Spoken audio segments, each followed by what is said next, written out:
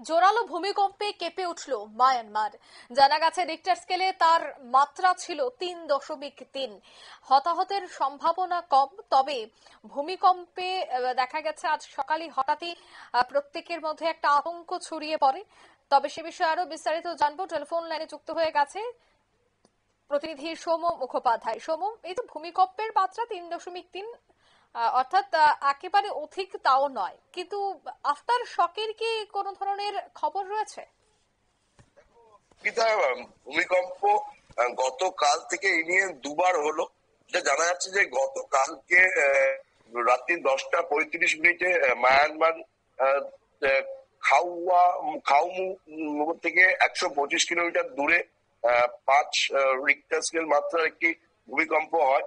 ফের আজকে সকালবেলা যেটা জানা যাচ্ছে যে 3.3 রিক্টার স্কেল মাত্রার একটি ভূমিকম্প হয়েছে এবং এর ডেপথ হচ্ছে 30 কিলোমিটার মাটির গভীরে। যেটা জানা যাচ্ছে যে ন্যাশনাল সেন্টার ফর সিসমোলজি এই বিষয়টি প্রকাশ করার পরেই মায়ানমার প্রশাসনের তরফ থেকে যে দুটি জায়গায় গতকাল রাত্রে এবং আজকে ভূমিকম্প হয়েছে সেখানে উদ্ধারকারী দল পাঠানো হয়েছে। কিছু ক্ষয়ক্ষতির খবর পাওয়া যাচ্ছে, কিন্তু সেই এরিয়াগুলো দুর্গম হওয়ায় এখনো পর্যন্ত উদ্ধারকারী দলের থেকে বিস্তারিত কিছু তথ্য পাওয়া যায়নি। তবে আশা করা হচ্ছে যে ওই জায়গাগুলোতে জনবসতি কম হওয়ায় মৃত্যু বা ক্ষয়ক্ষতির সংখ্যা কম হওয়ার সম্ভাবনাই বেশি। যদিও এখনো পর্যন্ত এই বিষয়ে বিস্তারিত কিছু জানা যায়নি।